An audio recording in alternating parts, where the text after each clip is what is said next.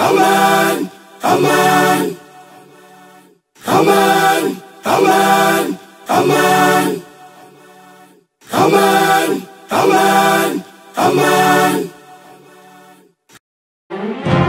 Vous êtes sur Amani, nous couvrons Kolwezi et ses environs, la proximité est notre affaire.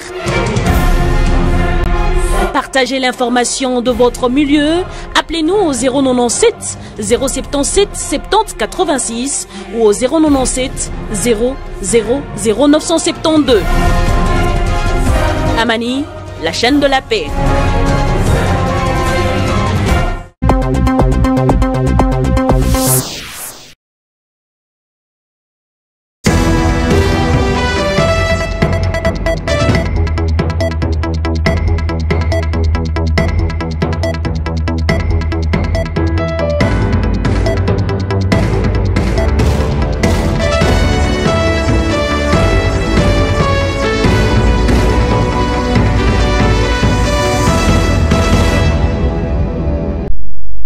Très ravi de vous retrouver sur Amani Radio et Télévision. Madame, Messieurs, bienvenue à tous à cette grande édition du journal. Ouvrons cette grande édition du journal par cette information. Adoption par les députés provinciaux ce lundi 28 juin 2021 de l'édit portant fixation et protection des terres agricoles au Lualaba. Ceci a été précédé par l'adoption du rapport irrélatif présenté par la commission PAJ. L'édit portant sécurisation des terres agricoles dans la province du Lualaba est adopté à l'unanimité par la représentation provinciale. Proposé par l'honorable Weber Mouchaïla Chimata, l'édit portant fixation et sécurisation des terres agricoles dans la province du Lualaba a été adopté à l'unanimité par les députés provinciaux ce lundi 28 juin 2021. Et ce, après examen approfondi par la commission politique, administrative et juridique, PAJ en sigle. Au cours de ces travaux, votre commission a analysé la proposition d'édit sous examen, aussi bien dans sa forme que dans son fond, et cette analyse a porté sur l'intitulé, l'exposé des motifs et les dispositifs. C'était dit dont le contenu vise à sauver les terres agricoles lualabaises, va protéger les agriculteurs dont l'activité principale demeure l'agriculture. L'exposé des motifs a connu des modifications de forme et des fonds suivantes. 1. La superficie de la province du Lualaba est revue à 121 308 au lieu de 121 309 km². 2. La démographie de la province du Lualaba est revue à 2 17 854 habitants au lieu de 3 millions d'habitants et les signes plus ou moins. Devant le chiffre 3 millions disparaît car le mot estimé équivaut au signe plus ou moins, lequel exprime aussi une estimation. Ainsi, après avoir été voté article par article, cet édit a subi quelques modifications dans sa forme et son fond. Rappelons qu'après son adoption, cet édit entre en application le jour de sa promulgation. Restons toujours à la première institution du Lualaba pour vous dire que le député provincial André Kakwata a signé son retour à l'Assemblée provinciale du Lualaba. L'élu du Lualaba a invité les Lualabais à se pardonner mutuellement de la plénière. C'était au sortir de la plénière de ce lundi 28 juin 2021. C'est une joie, d'autant plus que c'est un exercice habitué. C'est depuis 2006, étant sénateur, député national, aujourd'hui député provincial, et réintégrer l'hémicycle, c'est vraiment une joie pour moi. C'est un exercice habitué et je me sens à l'aise. Je ne ferai que le travail constitutionnel qui est celui de légiférer et de contrôler l'appareil de l'État, donc l'exécutif. Je n'irai n'irai pas au-delà de toute considération ou hors de mon travail que la Constitution me donne. Mais pour l'instant, j'en profiterai aussi pour lancer un message, un grand message. L'heure est à la réconciliation. Nous devons savoir se réconcilier et nous devons aller de l'avant. Parce que personne ne peut évoluer ou développer si de gauche à droite il y a des tiraillements. Que tout un chacun essaie de mettre de l'eau dans son vin, mais que nous puissions nous réconcilier, car au finish, c'est le Lualaba qui doit bénéficier. C'est la population qui doit bénéficier, mais ce n'est pas nous qui devons bénéficier, mais c'est la population, le patron. Donc j'interpelle que tout un chacun puisse mettre de l'eau dans son vin, que nous puissions se réconcilier, se regarder mutuellement dans les yeux et se dire, ici j'ai fait du mal, pardonne-moi, ici j'ai fait du mal, pardonne-moi, mais allons de l'avant. Et pour l'instant, l'heure est à la réconciliation. On n'a pas besoin X, Y, Z, on n'en a pas besoin. J'interpelle tout un chacun et j'appelle l'appel à tout un chacun d'accepter la réconciliation. Nous avons Christ, nous nous disons que nous sommes des chrétiens, donc nous devons marcher avec un pardon dans le cœur. Sachons-nous se pardonner. Et puis on enchaîne avec cette information. Un séjour de travail à Kolwezi, les sénateurs Prince Kaumba et Laurent Muzanguissa ont visité différents chantiers de la province du Lualaba. Ils étaient accompagnés par le gouverneur ad intérim du Lualaba, Fifi Masuka Saini, et quelques membres du gouvernement provincial. Poursuivant avec leur mission parlementaire au chef-lieu de la province du Lualaba, les sénateurs Laurent Muzanguissa et Prince Kaumba Lufunda ont été conduits par le gouverneur intérimaire sur plusieurs chantiers ouverts à travers la ville de Kolwezi dans un laps de temps par Masuka Saini Fifi pour se rendre compte de ses réalisations pendant cette période où elle assume l'intérim. D'abord, ces deux élus du Lualaba ont visité le pont moderne devant relier les avenues Ungungandu prolongées et Tchata dans le territoire de Muchacha. Un ouvrage qui vient soulager la population de cette partie de la province qui avait du mal à circuler sur cette artère à cause de plusieurs têtes d'érosion. Ensuite, cette délégation a pris la direction de l'Assemblée provinciale où elle a palpé du doigt l'évolution des travaux de construction de deux imposants immeubles qui vont abriter le bâtiment administratif et la salle des plénières de l'organe délibérant du Lualaba. Le sénateur Laurent Muzanguissa s'est dit émerveillé par cet ouvrage où chaque député aura un bureau, chose qui n'a jamais existé à la République démocratique du Congo. Masuka Saini Fifi et toute sa suite sont arrivés au centre de négoce de Moussompo, un projet ambitieux pour le gouvernement provincial en vue de redorer l'image du secteur minier artisanal et de permettre la traçabilité. Grâce à une femme de conviction à sa tête, le Lualaba se métamorphose au jour le jour. Après ce large tour d'horizon, ces parlementaires n'ont pas su garder leur langue en poche. C'est le cas de Laurent Muzanguissa. Il a salué la rationalisation et l'orthodoxie qui caractérise la gestion de Masuka Saini. En venant ici, il y a des choses qui se font. Pour nous, c'est une grande consolation. C'est une énorme consolation. Parce que vous ne vous rendez pas compte que ce qui compte, en dehors du bruit, ce qui compte, c'est ce qui se fait. Et quand ce fait, c'est pour les enfants de Lualaba. Maman, gouverneur, nous a amené visiter. Je constate qu'il y a beaucoup de choses qui se font. Et donc, il faut encourager. C'est une très bonne chose. Le chantier qui m'a le plus marqué, je suis un ingénieur civil. Ce sont les routes. À chaque fois, vous voyez, j'étais en train de souffler. Mon gouverneur, et ça c'est bien, ça il faut. Moi-même, j'ai vu, ce sont les routes. Les routes, c'est un moyen de communication énorme et un moyen qui permet de développer la province. Peut-être avec peu de moyens, je ne sais pas comment maman gouverneur se débrouille pour le faire. Je ne suis pas là-dedans, mais chez nous c'est fait. C'est bien. Laurent Muzanguissa a promis de faire rapport de ses réalisations à la Chambre haute du Parlement dès son retour à Kinshasa. Et puis les trois sénateurs, Laurent Muzanguissa, Prince Kaumba et Tchikes Diemou, ont été face à l'équipe de riposte contre le coronavirus. À cette occasion, le professeur Prince Kaumba présentait les niveaux atteints de l'utilisation de large échelle de traitement Bela Inilou 2020 chez les patients atteints par le coronavirus.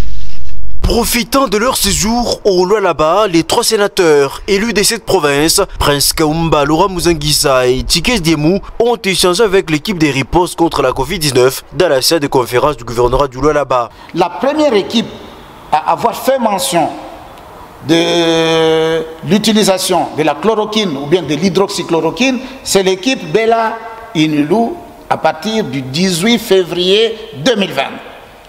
Au moment où les gens étaient en train de chercher, l'équipe Bella Inulu avait dit voilà, pour faire la riposte, pour mener la riposte contre le Covid, il faut nécessairement recourir à la chloroquine ou à l'hydroxychloroquine. C'était la première équipe, avant même que d'autres à travers le monde ne puissent parler de ça. Parce qu'à ce moment-là, on n'était pas encore sur un schéma thérapeutique clair. Très impliqué dans l'encadrement de l'équipe des ripostes contre cette pandémie à l'université de Lubumbashi, le professeur Prince Kaumba a présenté les niveaux atteints de l'utilisation à large échelle du traitement Bella Inulu 20 chez les patients atteints par la Covid-19. D'après ses professeurs ordinaires, ce produit est très efficace pour maîtriser la pandémie. Bon, vous savez que je suis très impliqué dans le cadre de l'accompagnement de l'équipe qui travaille à l'université de Lubumbashi sur la lutte contre le Covid. Il s'agissait de présenter ici le niveau qu'on a atteint maintenant, celui de l'utilisation à large échelle du traitement préconisé.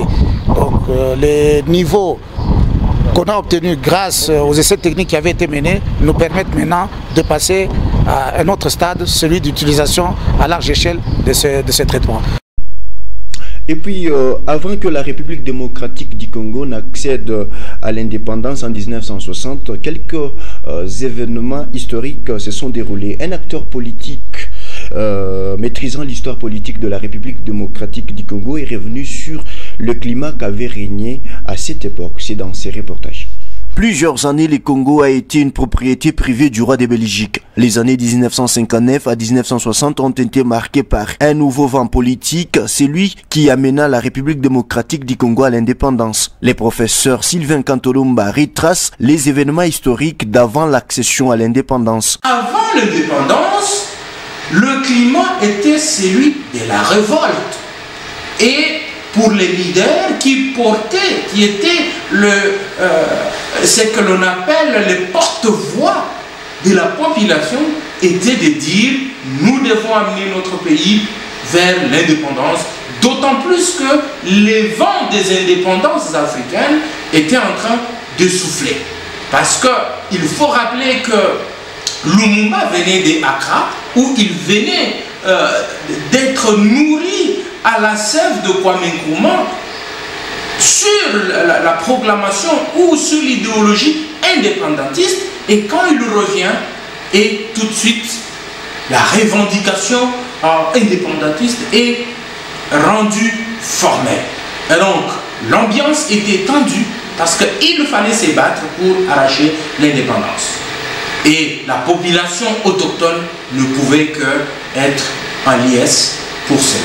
30 juin 1960, 30 juin 2021, cela fait 61 ans depuis l'indépendance, mais la République démocratique du Congo n'arrive toujours pas à mieux décoller dans certains secteurs, notamment économiques, politiques et sociaux. Et puis, quelques pétitions initiées par les jeunes de la province du Lualaba circulent à Kolwezi. Objectif totalisé 100 000 signatures pour faire partir une autorité de la République. À la question de savoir qui peut initier la pétition, Maître Joseph Mouland a réagi dans ses reportages de Grâce Timbadi. Que prévoit la Constitution de la République démocratique du Congo quant à la signature d'une pétition pour faire partir une autorité? Maître Joseph Mouland éclaire. L'article 27, nous avons l'article 138, nous avons l'article 146, 147 et 218 de la Constitution.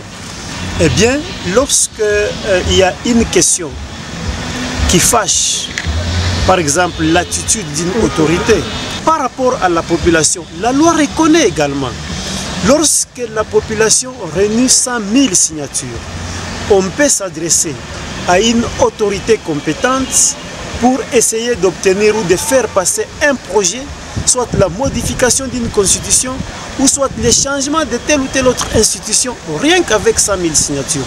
Ce sont les dispositions d'ordre constitutionnel, c'est vrai, on peut les faire. Quels sont les processus à suivre pour initier une quelconque pétition et quels en sont les soubassements? Le problème, c'est les soubassements. Quels sont les motifs, quelles sont les raisons qui fondent votre action? Si les raisons n'obéissent pas à un critère d'objectivité, je crois qu'il faut écarter.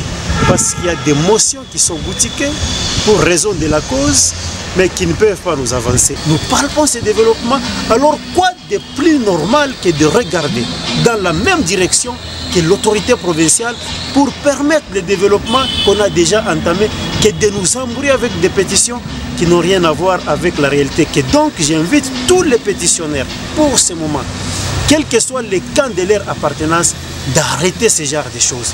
Ce n'est pas profitable à la province. Nous n'avons pas besoin de ça. Ne troublons pas la quiétude de nos autorités. Initier une pétition est une loi que la Constitution reconnaît à tout Congolais. Seulement, la démarche à suivre par ces derniers peut faire à ce que la dite pétition soit prise en compte ou pas.